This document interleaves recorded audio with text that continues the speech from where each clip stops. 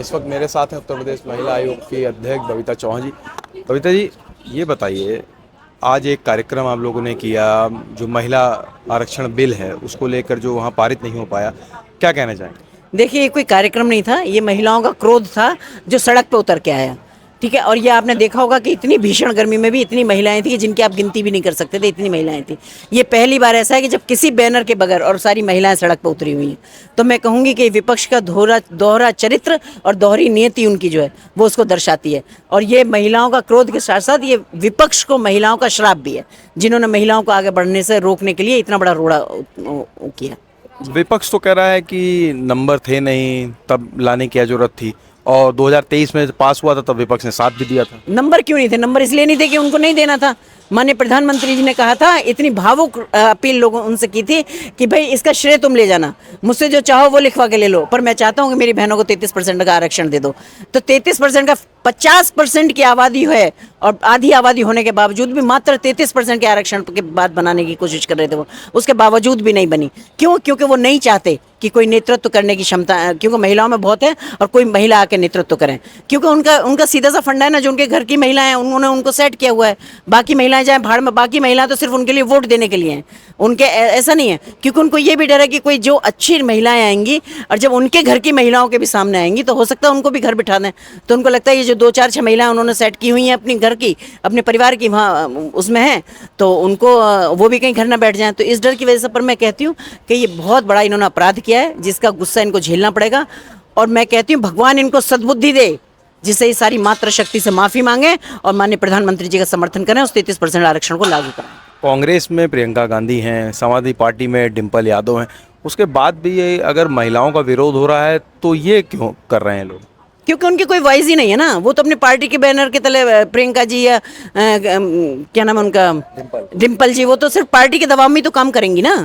तो उनका क्या है? और मात्र ये मतलब गिनने वाली, मतलब आज देखा जाए तो 70 करोड़ की आबादी महिलाओं की है। 70 करोड़ की आबादी, 70 करोड़ की आबादी में आपने कितने नाम लिए? सिर्फ 2 नाम लिए।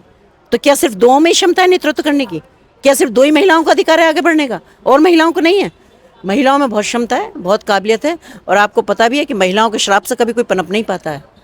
मैं ये सच कह रही हूँ, मैं दिल से कह रही हूँ, क्योंकि उस दिन महिलाओं ने, जिस दिन पूरे 3 दिन 2 दिन चला ये सत्र, 2 दिन टकटकी लगा के टीवी पे ये देखा हुआ था, उनको लग रहा था कि आज महिलाओं के अच्छे दिन आने वाले हैं। और माननीय प्रधानमंत्री जी ने बहुत कोशिश भी की। आज आपने देखा होगा कि प्रदेश में माननीय मुख्यमंत्री जी के नेतृत्व में, मुख्यमंत्री जी को भी इसलिए संभालना पड़ा कि महिलाओं की बात सुनने के लिए उनको लग रहा था कि हम अपनी बात किससे कहें, इसलिए माननीय मुख्यमंत्री जी के सामने आज उन्होंने अपना आक्रोश दिखाया है।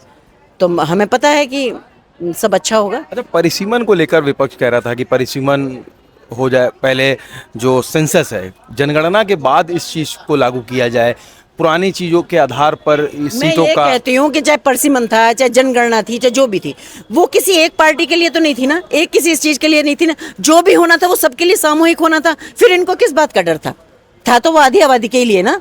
और आधी आबादी का ना कोई धर्म है, ना कोई जाति है, ना कोई उनका कोई पार्टी है, ना कोई उनके साथ बैनर। आधी आबादी है। अगर महिलाएं, अगर पार्टियों की बात करूं, अगर बीजेपी में है तो कांग्रेस में भी है, सपा में भी होंगी, बसपा में भी होंगी। ऐसा नहीं है कि किसी एक पार्टी में थी। तो जो भी होना था वो सब महिलाओं के लिए होना था। फिर इनको दिक्कत क्या थी? इनको दिक्कत सिर्फ इतनी थी कि महिलाओं को आगे बढ़ने देना नहीं चाहते थे, और इसका परिणाम इनको 2027 में झेलना पड़ेगा।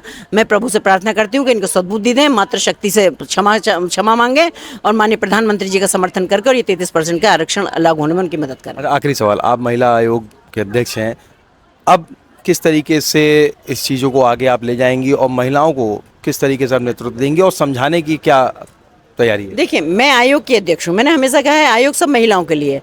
और आपने मेरा कार्य करने का तरीका भी देखा होगा कि मेरे लिए कोई किसी कहीं से भी आई है ना, मेरा कभी ये पूछने का कोई मतलब है कौन किस जाति से, किस धर्म से, किस पार्टी से, किससे नहीं है।